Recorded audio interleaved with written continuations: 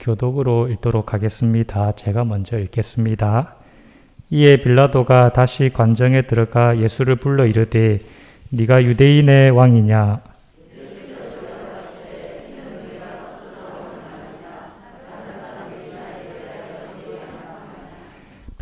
빌라도가 대답하되 내가 유대인이냐? 네 나라 사람과 대제사장들이 너를 내게 넘겼으니 네가 무엇을 하였느냐?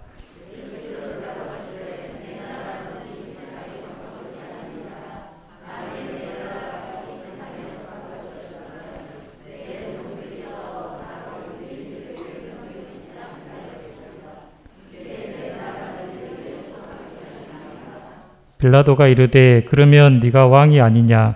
예수께서 대답하시되 네 말과 같이 내가 왕이니라. 내가 이를 위하여 태어났으며 이를 위하여 세상에 왔나니 곧 진리에 대하여 증언하려 함이로다. 무릇 진리에 속한 자는 내 음성을 듣느니라 하신대.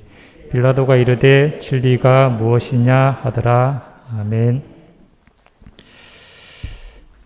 우리 옆에 있는 성도님들과 함께 인사하겠습니다. 반갑습니다. 네.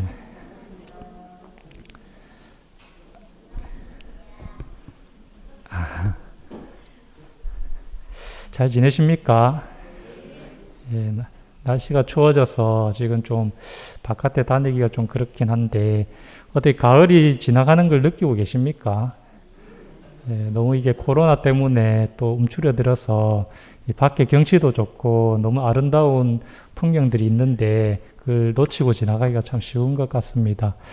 지난주에 한 목장 모임에 따라갔는데 이 가을이 이제 막바지더라고요. 낙엽도 예쁘고 길도 예쁘고 해가지고 막 같이 따라가서 좋은 시간들을 보냈는데 이 성도님들이 너무 이렇게 나오신 게 오랜만인지 그런지 집에 가실 생각을 안 하시더라고요. 점심 먹고 카페 갔다가 산책하고 또 저녁 먹고 이렇게 갔는데 이렇게 밖에 날씨가 좋고 한데 여러분들도 이제 가을을 좀 지금은 좀 추워져 가지고 그렇긴 한데 좀 만끽하고 그걸 좀 누리고 지나가셨는지 잘 모르겠습니다. 제가 여러분들 앞에서 이런 얘기 하기가 좀 죄송하긴 한데 제가 나이가 들었다는 게 느껴질 때가 있습니다. 진짜 너무 죄송합니다. 이런 말 하기가. 저도 나이가 들었구나 하는 생각이 드는 지점이 뭐냐면 보통 제가 설교를 쓸 때 A4 한 8장 정도 준비를 하거든요. 8장 준비하면 제가 이제 항상 그 정도 양을 준비하는데 요즘 들어가지고 이렇게 말이 좀 길어지고 말이 많아지는지 10장이 되더라고요.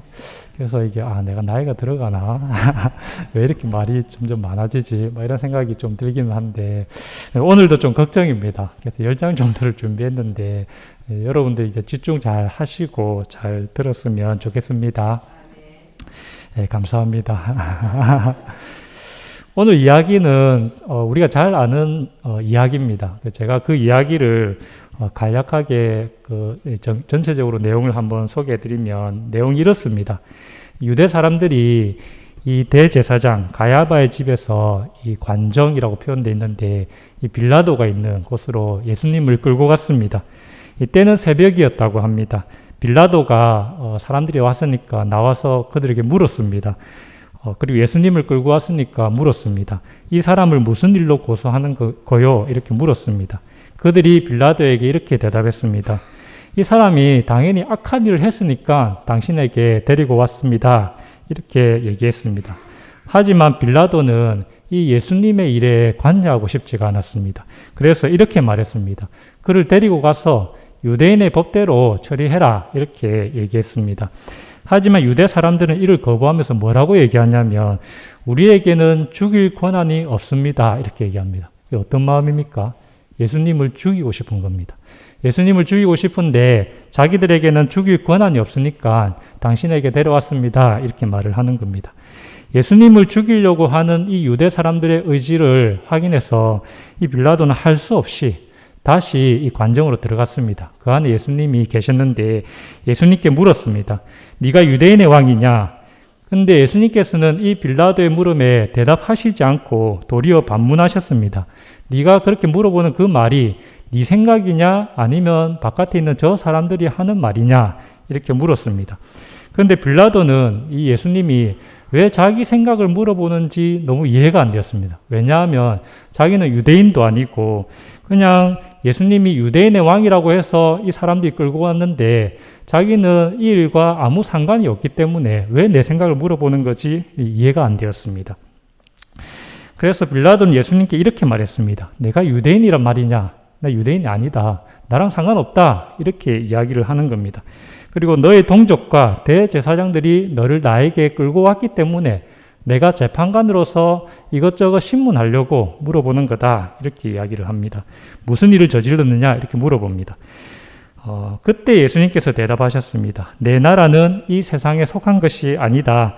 내 나라가 이 세상에 속했다면 이 내 나라에 있는 그 부하들이 나를 대신해서 싸워서 나를 이 유대 사람들의 손에 넘기지 않게 했을 것이다. 내 나라는 여기에 속한 것이 아니다. 이렇게 말을 합니다. 굉장히 이해할 수 없는 이야기를 하시고 계신 겁니다.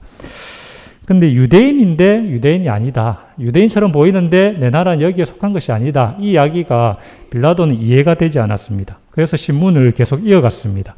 그러면 네가 왕이냐? 이렇게 물어봤습니다. 그때 예수님께서 대답하셨습니다. 네가 말한 그대로 나는 왕이다.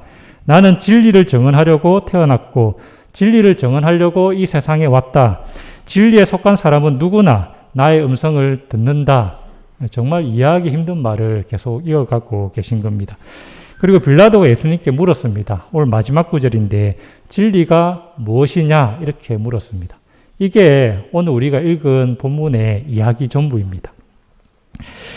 우리도 진리가 무엇인지 사실 물어봅니다. 우리가 진리가 뭐냐? 이렇게 물어보진 않아도 사실 모든 사람들이 진리가 무엇인지 물어봅니다. 우리 인간에게 가장 필요한 진리가 뭘까요, 여러분? 우리 인간에게, 여러분들 사실 답을 알고 있잖아요.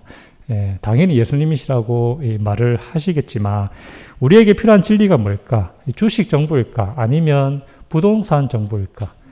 주식 정보나 부동산 정보도 굉장히 유익하기는 하겠죠.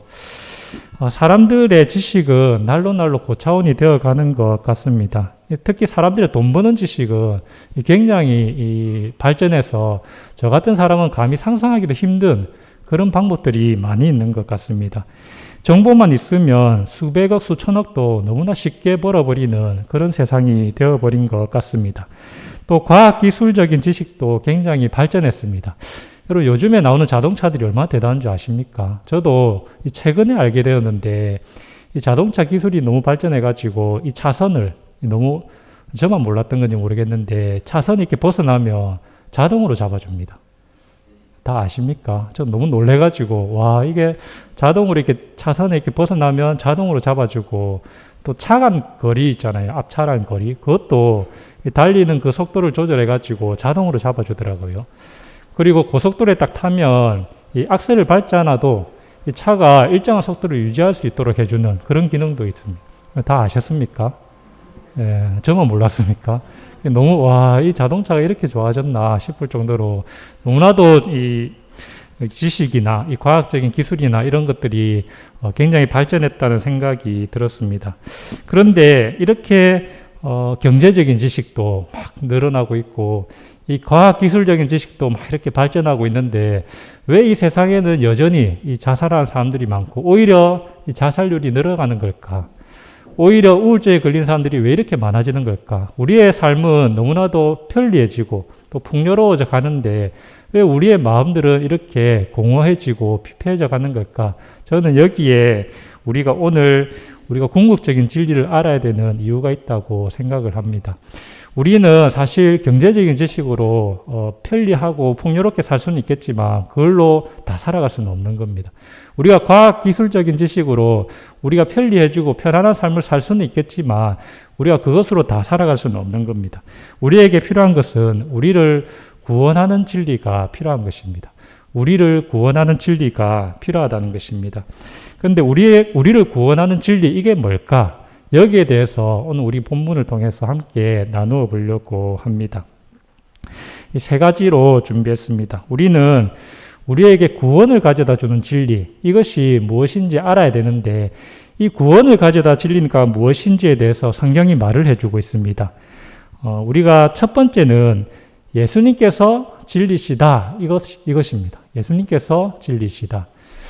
너무나도 당연한 이야기고 잘 아시는 말씀이라고 생각을 합니다. 우리 요한복음 1장 17절을 보면 이렇게 기록하고 있습니다.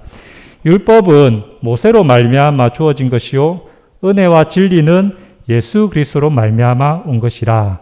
이 은혜와 진리, 이 진리가 누구를 통해서 왔다고 합니까? 예수 그리스도를 통해서 왔다 이렇게 말을 합니다. 그리고 요한복음 5장 33절을 보면 이렇게 기록하고 있습니다. 너희가 요한에게 사람을 보내매 요한이 진리에 대하여 증언하였느니라. 이 세례 요한이 진리에 대해서 증언했다 이렇게 기록하고 있는데 우리는 세례 요한이 누구를 증언한 줄 알고 있습니까? 세례 요한은 예수님을 증언했잖아요. 세례 요한은 예수님을 증언했는데 이 요한복음이 세례 요한이 진리를 증언했다 이렇게 말을 하는 것은 무슨 말입니까? 이 진리가 예수님이라는 말입니다. 진리는 예수님을 통해서 알 수 있고 더 나아가서 예수님이 진리라는 겁니다. 예수님이 우리에게 구원을 가져다 주는 진리다 이렇게 요한복음은 말을 하고 있습니다. 이 진리가 그냥 진리가 아니라 우리에게 구원을 가져다 주는 진리이기 때문에 요한복음 8장 32절은 이렇게 기록하고 있습니다. 진리를 알지니 진리가 너희를 자유롭게 하리라. 진리가 우리를 자유롭게 한다는 겁니다. 진리가 우리를 구원한다는 겁니다. 그러니까 진리이신 예수님께서 우리를 구원하신다는 것입니다. 그래서 진리가 뭐냐? 이렇게 빌라도가 질문을 했는데 사실 이거는 굉장히 어리석은 질문입니다. 왜 그렇습니까? 빌라도가 진리가 무엇이냐? 이렇게 물었는데 왜 이게 어리석은 것입니까? 이 진리를 물어보는 대상이 누굽니까? 진리이신 예수님입니다. 진리이신 예수님 앞에서 진리가 뭐냐고 물어보는 겁니다. 진리를 앞에 두고도 진리가 뭐냐고 이렇게 물어보는 거니까 굉장히 어리석은 질문이라는 것입니다. 저는 빌라도가 진리이신 예수님 앞에서 진리가 뭐냐 이렇게 물어보는 것을 생각할 때 이런 말이 생각납니다. 숟가락은 국맛을 모른다. 혹시 들어보셨습니까? 숟가락은 안 들어보셨습니까? 숟가락은 국맛을 모릅니다. 국맛은 뭐가 아는 겁니까? 혀가 아는 거죠. 숟가락은 국맛을 모른다는 말이 있습니다. 이 국에 굉장히 가까이 있는데도 불구하고 그 국맛을 모르는 이 어리석은 사람을 빗대어서 하는 말인 것입니다. 빌라도가 딱 이런 겁니다. 빌라도가 진리이신 예수님을 바로 앞에 두고 뭐를 물어보는 겁니까? 진리가 뭐냐고 이제 물어본다는 것입니다. 이게 어리석은 사람이라는 것인데 어쩌면 우리도 빌라도처럼 이렇게 어리석은 일을 할 수가 있다는 것입니다. 물론 우리는 예수님께서 우리를 구원하는 진리이심을 알고는 있습니다. 그러나 우리 평소 삶은 마치 모르는 사람처럼 살아갑니다. 우리는 예수님께서 진리라는 것을 고백은 하지만 평소에 우리 삶은 마치 모르는 사람처럼 산다는 것입니다. 진리이신 예수님께서는 2000년 전 빌라도 앞에만 계신 것이 아닙니다. 부활하신 주님께서는 지금도 우리와 함께 하십니다. 이 말씀이 선포되는 이 자리에도 우리와 함께 하십니다. 우리의 교제, 성도의 교제 가운데도 예수님께서는 함께 하십니다. 또 우리의 삶의 현장, 직업 현장, 가정 현장에서도 우리와 함께 하십니다. 그런데 우리의 구원 진리이신 그 주님께서 우리와 함께 하시고 우리 앞에 계시는데 그런 주님을 앞에 두고 우리는 마치 예수님께서는 진리이시라는 것을 모르는 사람처럼 그렇게 살아간다는 것입니다. 이러면 우리는 이 빌라도와 같은 사람이 되는 겁니다. 우리는 예수님께서 진리이신 걸 알지만 마치 모르는 사람처럼 살아가고 마치 다른 구원이 있는 것처럼 다른 것들을 붙들고 살아가면 이 빌라도와 같이 어리석은 일을 하게 된다는 것입니다. 예전에 말씀드린 바가 있는데 그 1980년대 이 나라와 이 교회가 굉장히 어려워진 시국이 어려워졌을 때 이 한국 교회 굉장히 이름난 목사님들이 한경지 목사님을 찾아갔습니다. 한경지 목사님은 그때 은퇴해서 이 남한산성에 계셨다고 하는데 그 목사님을 찾아갔습니다. 이 나라와 교회를 염려하는 마음으로 이 목사님께 뭔가 좋은 말씀을 듣고자 찾아갔습니다. 목사님께 가서 목사님 나라와 이 교회가 너무 어렵습니다. 우리에게 뭔가 도움이 되는 좋은 말씀을 우리에게 좀 가르쳐 주십시오. 알려주십시오. 이렇게 하니까 이 한경지 목사님이 뭐라고 했습니까? 예수 똑바로 믿으세요. 이렇게 얘기했던. 그러니까 뭔가 큰 지혜를 얻고 뭔가 큰 실천적인 방법을 얻으려고 갔는데 예수나 똑바로 믿으세요. 이렇게 이야기를 했다는 겁니다. 예수님께서 우리의 구원하는 진리심을 참으로 믿는 것, 이것이 사실 굉장히 가장 중요하다고 생각을 합니다. 늘 주일 아침마다 저에게 전도하는 분이 있습니다. 주일 아침에 이 교회를 오려면 좀 일찍 났어야 되잖아요. 일찍 나서면 항상 그 새벽 기도하고 돌아오시는 분인 것 같아요. 할머니신데 늘 예수 믿으라고 전도지를 주고 저에게 전도하는 분이 한 분 계십니다. 그런데 하루는 이제 전략을 바꿨는지 이게 안 된다고 싶었는지 우리 교회 여자 청년들이 많으니까 오세요. 이렇게 얘기를 하더라고요. 그래서 혹 하긴 했는데 그 전도를 받을 때마다 그래도 내가 목사인데 예수는 당연히 믿지 이렇게 생각을 했습니다. 저분이 내가 목사인지 모르니까 아마 저렇게 말씀을 하시겠지 이렇게 생각을 했는데 이게 매주일마다 이렇게 전도를 하시니까 그게 갑자기 나에게 굉장히 무거운 하나님의 말씀으로 들리기 시작했습니다. 내가 진짜 예수님을 참으로 나의 구원 진리이시라는 것을 믿는가? 나를 구원하시는 진리이신 것을 내가 믿는가? 스스로 이렇게 물어보게 되더라는 겁니다. 내가 교회에서 어떤 직분을 맡고 있는가? 이게 중요한 것이 아닙니다. 그 사람이 목사냐? 그 사람이 장로냐? 집사냐? 권사냐? 이게 중요한 것이 아니고 내가 예수님께서 나를 구원하는 진리이심을 참으로 믿는가? 이게 가장 중요하고 이게 전부라는 것입니다. 우리가 붙들어야 할 진리는 지금도 우리와 함께 하시는 이 예배 자리에도 우리와 함께 하시는 예수님밖에 없습니다. 예수님을 믿는 사람들은 오직 예수님께서 구원 진리심을 믿는 사람들입니다. 우리는 예수님께서 우리의 구원 진리심을 믿는가? 이것을 스스로 한번 물어보고 이 믿음으로 우리가 또 한 주를 살아가는 우리 모두가 되었으면 좋겠습니다. 두 번째입니다. 두 번째, 성경이 진리가 무엇인가에 대해서 말하는 이 두 번째는 진리는 바로 나 자신에게 선포된다는 것입니다. 진리는 예수님이신데 그 진리가 바로 나 자신에게 선포된다는 것입니다. 오늘 본문에서 빌라도는 계속해서 예수님의 일이 자신과 상관없는 일이라고 강조합니다. 빌라도는 나랑 상관없는 일이다. 너희들의 일이다. 이렇게 말을 합니다. 예수님의 일에 관여하고 싶지 않았던 것입니다. 빌라도는 예수님을 끌고 온 유대 사람들을 향해서 이렇게 말했습니다. 너희들 법대로 너희들이 처리해라. 너희들이 재판해라. 이렇게 말을 합니다. 그런데 이 유대 사람들은 예수님을 죽여야 되니까 거부했습니다. 그래서 할 수 없이 빌라도는 예수님께 물었습니다. 네가 유대인의 왕이냐? 저들이 네가 유대인의 왕이라고 주장했다고 말하는데 네가 유대인의 참 왕이냐? 이렇게 물었습니다. 예수님께서는 이 빌라도의 물음에 대답하지 않고 다른 말을 하셨습니다. 다르게 물어보셨습니다. 네가 하는 그 말이 네 생각이냐 아니면 저 사람들의 생각이냐 이렇게 물어봤습니다. 그런데 빌라도는 말씀드렸듯이 이게 이해가 안 되는 겁니다. 내 생각이 중요한 게 아니잖아요. 나는 유대인도 아니고 이 일과 아무런 상관이 없는데 왜 내 생각을 물어보는 거지? 이해가 안 되었습니다. 그래서 빌라도는 예수님께 이렇게 말했습니다. 내가 유대인이란 말이냐? 왜 물어보냐? 이 말입니다. 네 동족과 대제사장들이 너를 나에게 넘겼기 때문에 내가 이것저것 신문하려고 너에게 물어보는 거다. 네가 무슨 잘못을 저질렀느냐? 이렇게 물어봤습니다. 자신은 유대인이 아니기 때문에 이 일과 전혀 상관이 없다는 겁니다. 나는 유대인도 아니니까 상관없고 그냥 내가 재판관으로서 이것저것 물어보면서 신문하려고 너에게 이런 것을 물어보는 거다. 이렇게 말을 하는 것입니다. 그때 예수님께서 대답하셨습니다. 내 나라는 이 세상에 속한 것이 아니다. 내 나라는 이 세상에 속한 것이 아니다. 이렇게 말을 합니다. 예수님의 이 말씀은 참으로 이해가 되지 않는 겁니다. 빌라도의 입장에서는 이해가 안 되는 겁니다. 저 사람은 유대인인데 그냥 나는 상관없는 일에 지금 휘말려 들었는데 왜 저 사람은 자기 나라가 이 세상에 속하지 않은 걸 얘기하는 걸까? 이해가 안 됐습니다. 그런데 예수님께서 하신 말씀은 이것입니다. 빌라도 너는 내가 유대인이기 때문에 내가 스스로 유대인의 왕으로 주장하는 것으로 생각하고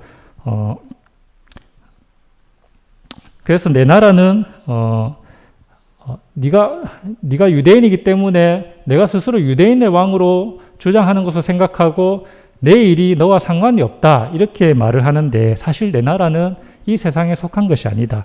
내 나라는 장차 이루어질 하나님의 나라다. 온 세상을 다스리실 하나님의 나라다. 그러니까 이 일은 빌라도 너와 상관없는 일이 아니고 너의 일이라는 겁니다. 너의 일. 그러니까 나는 왕인데 장차 온 세상을 다스릴 하나님의 나라의 왕인데 그렇기 때문에 유대인만이 아니라 모든 사람들 빌라도 너도 나에게 꿇어서 경배해야 하고 내 음성을 들어야 한다. 그러니까 이 일은 유대인만의 일이 아니고 바로 너의 일이다. 이렇게 이야기를 하고 계시다는 겁니다. 예수님의 일은 유대인만의 일이 아니고 바로 너의 일이라는 겁니다.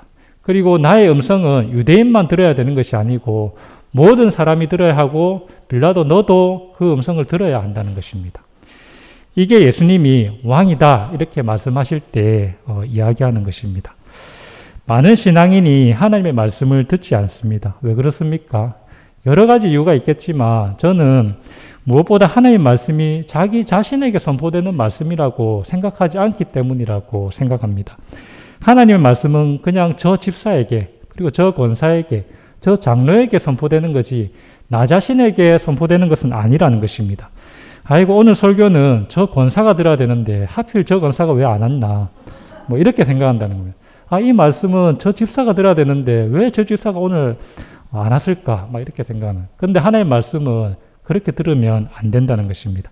하나님의 말씀은 바로 나 자신에게 선포되는 말씀으로 들어야 한다는 것입니다. 그냥 지나칠 수 있는 구절도 나 자신에게 선포되는 말씀으로 하나님의 말씀으로 생각하고 그 하나님의 말씀대로 순종했던 한 사람이 있습니다. 바로 보네포입니다. 제가 여러 번 얘기를 드리긴 했는데 이 보네포 목사가 그런 사람이었습니다. 이 나치의 행포가 극에 달했을 때 나치는 이 나치에 저항했던 많은 사람들을 잡아다가 죽였습니다. 근데 독일 사람도 예외가 아니었습니다. 독일 사람들도 나치에 저항하는 사람이면 잡아다가 죽였습니다. 근데 보네퍼가 이 나치에 저항했던 일이 있었기 때문에 굉장히 박해를 받고 이제 위협을 받고 있었습니다. 그래서 미국으로 먼저 건너간 동료들이 이 보네퍼를 걱정하는 마음에 이 미국으로 빨리 망명해라고 권했습니다. 미국으로 넘어와서 미국에서 자기들과 함께 대학에서 학생들을 가르치고 이렇게 키우자는 것입니다. 이 보네퍼는 그 강력한 권유에 못 이겨서 미국으로 건너갑니다. 미국으로 넘어가서 이 대학교에서 이 생활을 하게 되는데 1년도 채 못 되어서 이 보네퍼가 성경을 읽다가 한 구절이 그의 마음을 탁 때렸습니다. 그게 디모데후서 4장 21절이었습니다. 이 구절은 사실 아무것도 아닌 구절입니다. 그냥 지나치기 쉬운 구절입니다. 4장 21절에 뭐라고 되어 있냐면 너는 겨울이 지나기 전에 내게로 오라 이렇게 되어 있습니다. 이 말은 바울의 말이거든요. 바울이 사랑하는 제자 디모데에게 하는 말이었습니다. 이 옥중에서 이 디모데에게 편지를 쓰면서 그 편지를 마무리하면서 너는 보고 싶으니까 겨울이 지나기 전에 나에게 오라 이렇게 그냥 말을 한 그런 구절이었습니다. 근데 보네퍼는 이 구절이 자신에게 하는 하나님의 말씀으로 들렸습니다. 이 보네퍼는 겨울이 지나기 전에 이 독일 땅이 이 나치의 행포 속에 박해 속에 심각한 겨울을 보내고 있는데 이 겨울이 지나기 전에 나에게로 오라는 하나님의 말씀으로 들렸다는 것입니다. 보네퍼는 이 말씀에 순종해서 그곳에 박해가 있고 고난이 있지만 독일로 건너갑니다. 1년이 못 되어서 독일로 다시 돌아갔습니다. 그리고 그곳에서 나치에 저항하다가 옥에 갇혔고 결국 이 종전이 되기 전에 전쟁이 끝나기도 전에 순교했다고 이야기를 전합니다. 하나님의 말씀이 바로 나 자신에게 선포되는 말씀임을 아는 것이 중요합니다. 자꾸 하나님의 말씀을 저 사람에게 선포되는 말씀으로 생각하고 나 자신에게 선포되는 말씀임을 무시하면 어떻게 됩니까? 저 사람은 구원받고 저는 구원을 못 받는 겁니다. 이 하나님의 말씀을 나에게 선포되는 말씀으로 들어야지 바로 저 집사, 저 권사, 저 장로에게 선포되는 말씀으로 생각을 하면 저 집사, 저 권사, 저 장로는 구원을 받는데 나는 구원을 이제 못 받는다는 겁니다. 더 나아가서 이 말씀이시고 진리이신 예수님의 사건들, 예수님께서 이 땅에 오셨고 죽으시고 부활하신 이 사건들도 나를 위한 사건으로 생각해야 됩니다. 이 예수님의 모든 사건들이 나를 위한 일이라고 생각해야 된다는 겁니다. 예수님께서 이 땅에 왜 오셨습니까? 나 때문에 오신 겁니다. 예수님께서 왜 십자가에 달려 죽으셨습니까? 나를 위해서 죽으신 겁니다. 예수님께서 왜 부활하셨습니까? 바로 나를 위해서 부활하신 것입니다. 예수 그리스도의 복음이 처음 전파되었을 때 하도 사람들이 예수님께서 나를 위해서 십자가에 죽으셨다. 다 나 때문이다. 나 때문에 하니까 한 믿지 않는 어떤 할머니가 이렇게 말했습니다. 아유, 예수님이라는 분은 참 고생이 많다. 우리 며느리를 위해서도 그래 애쓰시고, 우리 아들을 위해서도 그래 애쓰시고, 우리 손자들을 위해서도 그래 애쓰시고, 누구신지 모르겠지만 밥 한 끼라도 대접해드려야겠다. 이렇게 말을 했다고 합니다. 다 나 때문에 하니까 이렇게 말을 하는 겁니다. 그런데 예수님께서 그렇게 애쓰신 것은 누구를 위해서입니까? 며느리를 위해서도 아니고 아들을 위해서도 아니고 손자들을 위해서도 아니고 바로 할머니를 위해서 나 때문에 나를 위해서 그렇게 애를 쓰셨다는 겁니다. 예수님께서 그렇게 애를 쓰신 것은 누구 때문입니까? 나 때문인 겁니다. 나를 위해서 그렇게 애를 쓰셨다는 겁니다. 저 집사를 위해서도 아니고 저 권사를 위해서도 아니고 저 목사를 위해서도 아니고 예수님께서는 나를 위해서 이 땅에 오셨고 나를 위해서 십자가에 달려 죽으셨고 나를 위해서 부활하셨다는 것입니다. 나를 위해 사시고 나를 위해 죽으시고 나를 위해 다시 사신 이 예수님 바라보면서 믿음으로 살아가는 우리가 되기를 간절히 소망합니다. 성경이 진리가 무엇인가에 대해서 말하는 세 번째는, 우리가 알아야 할 세 번째는 진리는 예수님을 믿고 따름으로 알게 된다는 겁니다. 진리는 예수님을 믿고 따름으로 알게 된다는 것입니다. 세상 사람들은 예수님을 어떻게 봅니까? 정말 잘 보면 어떤 도덕적인 삶을 살았던 사람, 아니면 도덕적인 위대한 가르침을 줬던 사람, 이렇게 생각합니다. 그러니까 예수님은 사람인 것입니다. 뭔가 좋은 일을 하고 좋은 말을 한 사람인 것입니다. 그런데 우리가 알다시피 예수님께서는 그 정도이시기만 한 게 아닙니다. 예수님께서는 우리에게 구원의 진리신, 우리를 구원하시는 진리 되시는 분이십니다. 그런데 우리가 예수님께서 구원의 진리 되신다, 이것을 알려면, 우리에게 이것이 알려지려면 어떻게 해야 됩니까? 세상적인 지식은 연구해야 됩니다. 세상적인 지식은 공부해야 됩니다.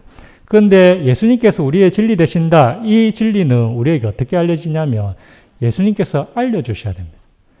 우리가 알 수 있는 것이 아니고 예수님께서 오셔서 알려주셔야 우리가 그것을 알 수 있다는 것입니다. 그래서 예수님께서 이렇게 말씀하셨습니다. 본문 37절입니다. 내가 이를 위하여 태어났으며 이를 위하여 세상에 왔나니 곧 진리에 대하여 증언하려 함이로라. 예수님께서 이것을 위해서 오셨고 이것을 위해서 태어나셨다는데 그게 진리를 증언하려고 오시고 태어났다는 겁니다. 그러니까 예수님께서 이 진리를 알려주셔야 우리가 이 진리를 알 수 있다는 것입니다. 그런데 예수님께서 이 땅에 태어나셔서 우리에게 오셔서 알려주신 이 진리의 음성, 이 예수님의 음성을 들으려면 어떻게 해야 됩니까? 그 비밀은 바로 그 앞절에 있습니다. 37절 후반부에 있습니다. 뭐라고 되어 있냐면 무릇 진리에 속한 자는 내 음성을 듣는다. 진리에 속한 자가 내 음성을 듣는다. 이렇게 말을 합니다. 진리이신 예수님께 속해야 그 음성을 듣고 진리를 알 수 있다는 겁니다. 이거는 우리가 아는 것과는, 알려고 하는 것과는 다른 것입니다. 오늘날의 진리는 연구를 해야 됩니다. 부동산의 지식을 알려면 어떻게 해야 됩니까? 부동산을 연구해야 됩니다. 주식의 정보를 알려면 어떻게 해야 됩니까? 주식을 연구해야 됩니다. 그리고 우주의 지식을 알려면 어떻게 해야 됩니까? 우주를 연구해야 됩니다. 연구해야 어떤 지식을 얻고 진리를 얻습니다. 하지만 성경은 예수님께서 진리시다 이렇게 말합니다. 이게 정말 생각해보면 좀 신비한 말이거든요. 예수님께서 진리시다. 보통 진리는 뭔가 지식 같은 거, 뭔가 정보 같은 거, 이런 걸 얘기하는데 예수님께서 진리시다, 이 진리는 인격입니다. 인격. 예수님께서 진리시다 할 땐 진리는 인격입니다.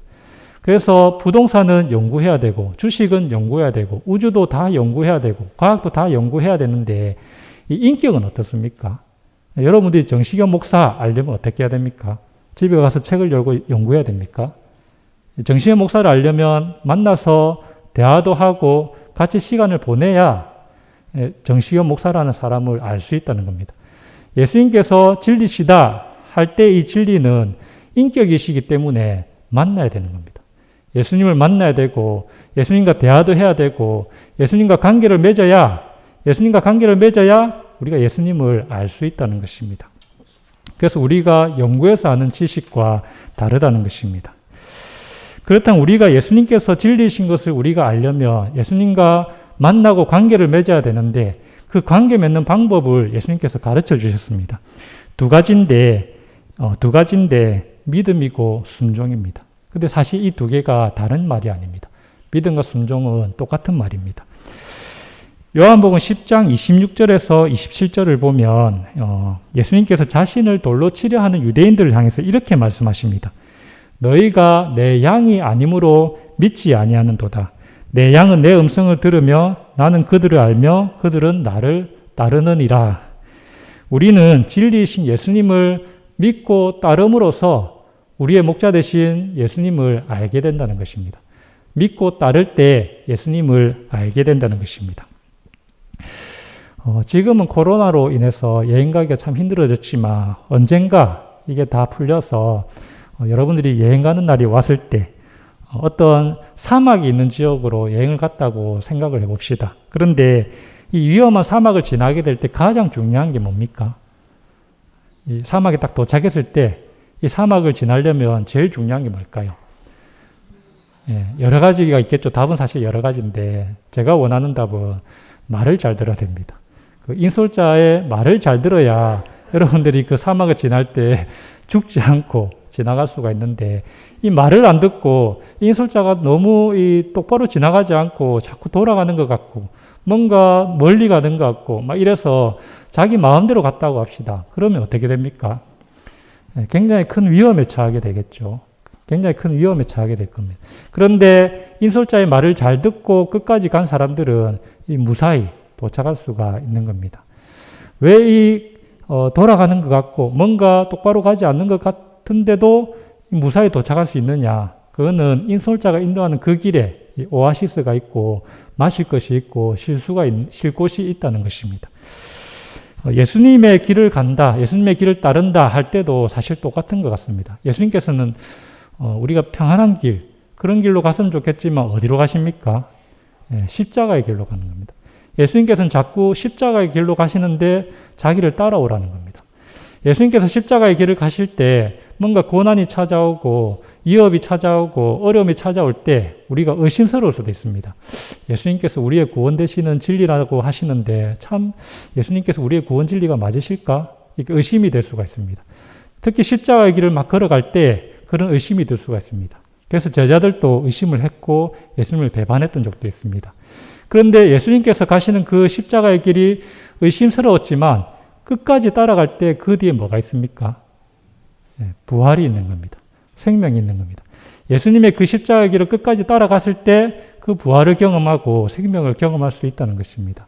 만약에 그 십자가의 길을 가지 않았다면 제자들은 우리는 이 부활을 경험할 수가 없었을 것입니다. 힘든 길이지만 예수님을 믿고 따라가 봐야 예수님께서 길이요 진리요 생명이심을 알게 된다는 것입니다. 우리 생명을 다하는 그날까지 예수님을 끝까지 믿고 따름으로써 이 마지막 순간에 예수님께서 길이요 진리요 생명이심을 신앙 고백하는 우리 모두가 되기를 간절히 소망합니다. 기도하겠습니다.